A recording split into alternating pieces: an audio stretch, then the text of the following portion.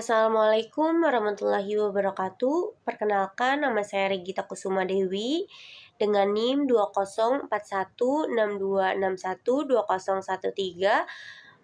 20416261201342 dengan dosen pengampu Dr. Insinyur Uus Muhammad Darul Fadil SE MM.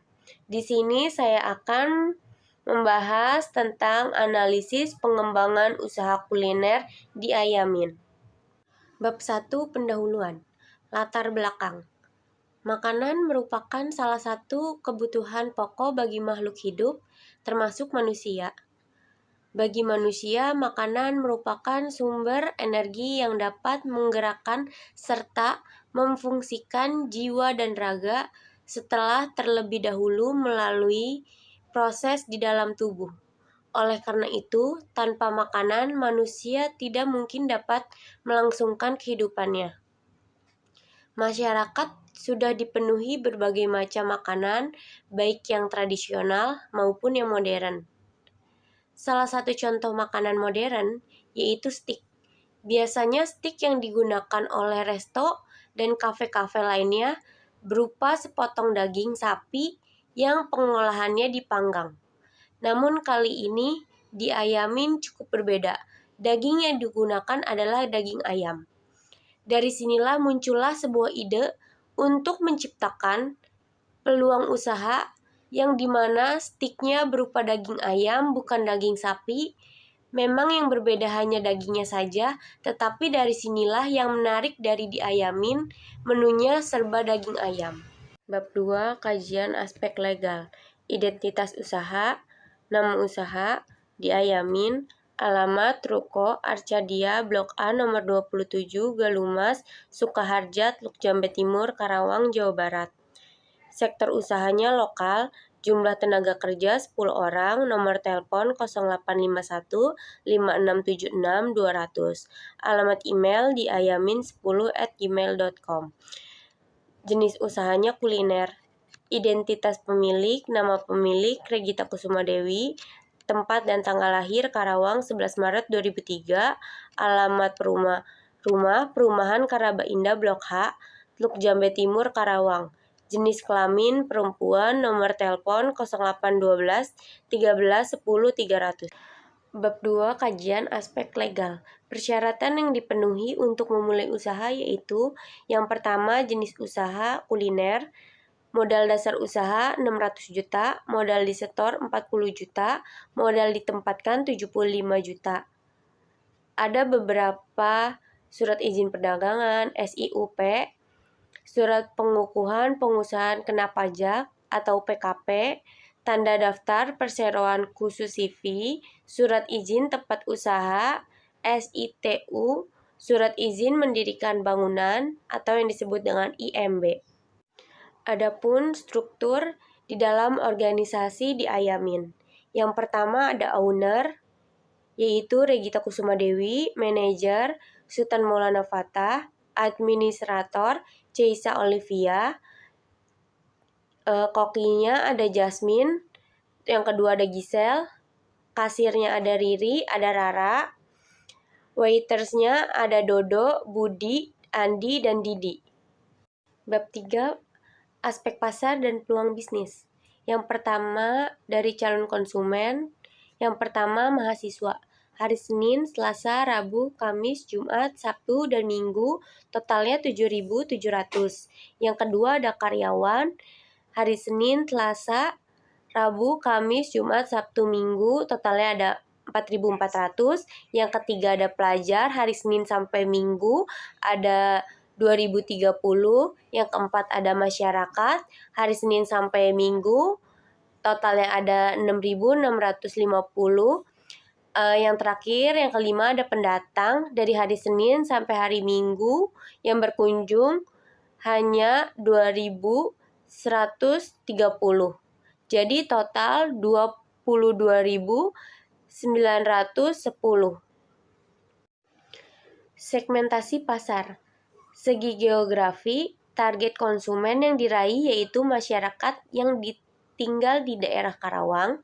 Segi demografi konsumen dari bisnis ini yaitu dari semua gender, semua profesi, dan ras. Segi psikologis, Diayamin membuat produk yang disesuaikan selera dan keinginan para konsumen.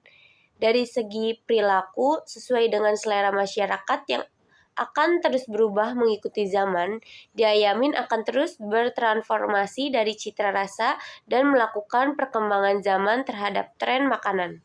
Yang pertama ada produk. Produk yang kami jual selalu mengikuti citra rasa yang sedang berkembang dan mempertahankan citra rasa yang menjadi bestseller di Ayamin. Dalam mengikuti zaman, kita memang harus mengikuti rasa yang sedang trending. Akan tetapi cita rasa yang khas dari chicken stick di Ayamin selalu kita pertahankan. Di Ayamin tidak hanya menjual produk chicken stick saja, akan tetapi menjual makanan lain yang sedang tren juga seperti chicken wings yang dibalut dengan saus barbecue atau black pepper, dan tambahannya ada burger chicken. Yang kedua, lokasinya di Ayamin memilih melakukan penjualan di Ruko Arcadia, Blok A, nomor 27, Galumas, Teluk Jambe, Sukaharja, Teluk Jambe Timur, Karawang, Jawa Barat. Mudah dijangkau, dekat dengan berbagai macam ruang publik, kota seperti kampus, mal, rumah sakit, dan lain-lain. Yang ketiga ada harga. Dalam mencantumkan harga, produk yang dijual memang harus disesuaikan dengan kantong dari konsumen. Diayamin menjual chicken stick dengan harga 25.000 per porsi, sedangkan chicken wings dengan harga 20.000 per porsi, chicken burger dimulai dari harga 15.000 per porsi. Yang keempat, promosi. Untuk menarik minat konsumen, Diayamin melakukan beberapa promosi seperti yang pertama, promosi penjualan Diayamin memberikan promo setiap hari Jumat. Setiap pembelian 100.000 akan dikenakan potongan harga sebesar 10.000 dan gratis minum es teh. Yang kedua, pemasaran interaktif. Diayamin juga menggunakan komunikasi pemasaran interaktif dengan menggunakan berbagai macam media online seperti Instagram dan melakukan endorse terhadap beberapa selebgram yang cukup ternama. Analisis pemasaran di masa depan. Analisis pemasaran di masa depan, Diayamin akan melakukan pemasaran dengan metode SEO, di mana setiap pencarian di web akan selalu muncul nama chicken stick Diayamin. Metode ini sudah banyak dilakukan oleh perusahaan-perusahaan yang sudah cukup besar. Mengapa kita berfokus di SEO? Karena Diayamin belum terlalu dalam melakukan e-worm. Maka Diayamin akan melakukan pemasaran secara e-worm. Dalam upaya meningkatkan pangsa pasar yang diraih oleh Diayamin, perusahaan mencoba untuk meningkat kualitas pelayanan dan kualitas produk yang dijual. Selalu akan terus belajar dan selalu memperbaiki dari kesalahan sebelumnya. Perusahaan juga melakukan berbagai macam cara promosi dan analisa perilaku konsumen agar dapat melakukan pelanggan dan mendapatkan kepercayaan pelanggan. Ini ada beberapa contoh menu makanan yang ada di Ayamin. Yang pertama ada chicken stick tanpa nasi. Yang kedua chicken stick plus nasi. Berbagai macam varian rasa yang ada di chicken stick dan burger chicken. Ada barbecue, black pepper, dan keju. Dan terakhir menu tambahan burger chicken. Bab 4. Aspek sosial dan ekonomi. Berdasarkan data dari BPS Kabupaten Karawang bahwa luas Kabupaten Karawang sebesar 1.913,71 per kilometer. Dan pada tahun 2021 jumlah penduduk Kabupaten Karawang mencapai 2.468,6 jiwa. Data tersebut diperoleh dari sensus penduduk yang dilakukan setiap 10 tahun sekali. Mayoritas agama atau keyakinan yang dianut oleh masyarakat Karawang yakni agama Islam dengan jumlah sebanyak 2.164.103 juta jiwa. Karena data pendapat yang akurat sulit diperoleh melalui Survei Sosial Ekonomi Nasional (Susenas), tingkat kesejahteraan masyarakat diperoleh dengan pendekatan pengeluaran rumah tangga rata-rata pengeluaran penduduk per kapita di Kabupaten Karawang pada tahun 2021 untuk kelompok makanan sebesar 650.009, sedangkan untuk non-makanan rata-rata pengeluaran sebesar 592.395. Secara rata-rata pengeluaran masyarakat di Kabupaten Karawang per kapita per bulan antara 1 sampai 1,5 juta. Bab 5. Aspek lingkungan. Teluk Jambe Timur adalah salah satu kecamatan dari 30 kecamatan yang ada di wilayah Kabupaten Karawang. Luas wilayah Kecamatan Teluk Jambe Timur adalah 3.511.010 ha. Tata letak Kecamatan Teluk Jambe Timur sangat strategis karena merupakan kecamatan penyangga ibu kota kabupaten dan merupakan gerbang masuk ke Kabupaten Karawang.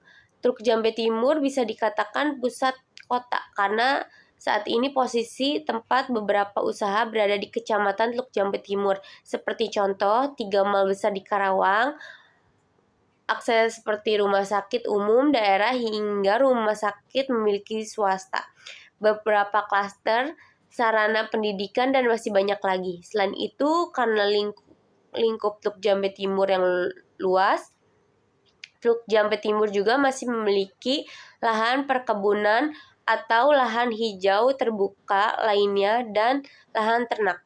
Dengan adanya kawasan industri seperti KIC yang meliputi 4 desa, yaitu Desa Sirnabaya, Desa Puserjaya, Desa Sukaluyu, dan Desa Wadas, dan di dalamnya terdiri dari industri berat sampai industri ringan. Berada di kawasan tersebut, begitu pula Kecamatan Teluk Jambe Timur, merupakan pusat perniagaan dengan adanya kawasan perumahan dan perdagangan atau perniagaan Kalumas yang berada di Desa Sukaharja dan Puserjaya. Hal ini sangat berpotensi sekali untuk pengembangan usaha kecil dan menengah dan home industry yang ada di wilayah Kecamatan Teluk Jambe Timur. Bab 6. Aspek teknik dan teknologi. Aspek teknis merupakan suatu aspek yang berkenaan dengan proses pembangunan proyek secara teknik seperti lokasi, luas bangun, fasilitas umum, tata ruang, dan teknologi lainnya. Berikut adalah aspek teknik pada usaha di Ayamin. Tujuan analisis aspek teknis dan teknologi adalah meyakini bahwa secara teknis dan pilihan teknologi rencana bisnis dapat dilaksanakan secara layak dan tidak layak, baik saat pembangunan ataupun saat operasionalisasi, serta membantu perusahaan beroperasi atau berproduksi secara efektif dan efisien. Di situ ada Dena dari di Ayamin, ada dapur, toilet pria, toilet wanita, kasir, tempat makan, dan pintu masuk. Jenis pemasaran ada ruko, jumlahnya 1.500 meter, jenis sarananya kendaraan operasional ada 3, area parkirnya ada 10 meter. Di Ayamin memilih melakukan penjualan di Ruko Arcadia Blok A nomor 27 Galumas, Teluk Jambe, Sukaharja, Karawang, Jawa Barat karena mudah dijangkau, lokasi strategis, dekat dengan berbagai macam ruang seperti kampus, mal, rumah sakit, sekolah, kafe, perumahan, dan lain-lain. Peralatan, perlengkapan, dan mesin teknologi yang dipakai oleh di Ayamin bisa dilihat di tabel sebelah kiri dan bahan bakunya di bawahnya. Di sini saya akan menjelaskan kelengkapan administrasi dari di Ayamin. Yang pertama, biaya perizinan usaha. Harga per bulannya 1 juta. Harga per tahunnya 12 juta. Jadi 1 juta dikali 12 bulan. Hasilnya 12 juta. Biaya listrik 1 juta, biaya per tahunnya 12 juta, biaya air harga per bulannya 800.000, harga per tahunnya 9.600.000, biaya internetnya 480, harga per tahunnya 5.760.000, gaji karyawan 35 juta, itu dibagi 10 karyawan, jadi harga per tahunnya 420 juta untuk 10 karyawan. Biaya transportasi harga per bulannya 600.000, harga per tahunnya 7.200.000, biaya sewa ruko 6.600.000 dikali 12 per tahunnya jadi 80 juta. Biaya ATK-nya harga per bulannya 200.000, harga per tahunnya 2.400.000. Jadi total dari harga per bulan diayamin 45.680.000. Harga per tahunnya totalnya 548.960 juta. Manajemen proyek yang dibutuhkan dari diayamin: persiapan bangunan, menyiapkan ruko sewaan, menetapkan budgeting, menyusun anggaran sewa dan biaya renovasi ruko. Yang kedua, menentukan spesifikasi dan desain, menyusun rencana desain ruko, memilih desain arsitektur, belanja material sekaligus untuk perlengkapan isi ruko. Pengerjaan finishing seperti meliputi pemasangan material lantai dan kelengkapan di ruko serta pembersihan dan penataan. SDM yang dibutuhkan diayamin: yang pertama ada pengorganisasian, yang kedua pengarahan, yang ketiga pengendalian, yang keempat perencanaan. Sistem teknologi yang akan digunakan oleh diayamin: yang pertama self-order QR Code. Diayamin menggunakan sistem self-order QR Code. Di setiap meja akan disediakan QR Code khusus yang bisa menampilkan daftar menu yang dipesan. Jika ingin memesan makanan, pelanggan cukup scan QR Code dan memiliki menu yang dipesan. Yang kedua, menggunakan layar digital untuk menampilkan menu dan promosi. Terus selanjutnya sistem teknologi informasi yang digunakan oleh diayamin. Teknologi informasi yang digunakan restoran diayamin menggunakan sosial media seperti Instagram, TikTok, dan webchat. Bab 7. Aspek finansial. Kebutuhan modal. Investasi merupakan penanaman modal dalam suatu kegiatan yang memiliki jangka waktu relatif panjang. Biasanya jangka waktu investasi lebih dari 1 tahun digunakan untuk pembelian aktiva tetap. Sumber pembiayaan untuk memenuhi kebutuhan investasi dapat digunakan modal sendiri atau modal pinjam atau kombinasi dari keduanya. Hal ini disebabkan aktiva tetap digunakan dalam jangka waktu relatif panjang pula, sehingga pengembalian pinjaman pun dapat dilakukan secara jangka panjang. Di sini ada investasi 600 juta, umur ekonomisnya 5 tahun, pajaknya 10%. Bisa dilihat ada pendapatan per tahun, per bulan, penyusutan investasi, garis miring, umur, ekonomis, penyusutan. Yang di sebelah kanan ada cash flow cost of capital, ada biaya yang dikeluarkan. Analisis kelayakan. Secara grafis besar, feasibility study atau analisis kelayakan usaha adalah sebuah studi atau analisis terperinci yang digunakan untuk mempertimbangkan sebuah aspek penting dari proyek yang diusulkan agar bisa menentukan kemungkinan keberhasilan. Yang di sebelah kiri ada perhitungan EBIT, pendapatan biaya, yang di bawahnya ada payback periode.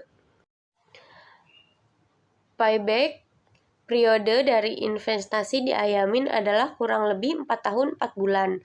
Maka investasi yang tertanam dalam aktiva sebesar 600 juta akan dapat diperoleh kembali dalam jangka waktu kurang lebih 4 tahun 4 bulan, sehingga usulan investasi bisa diterima.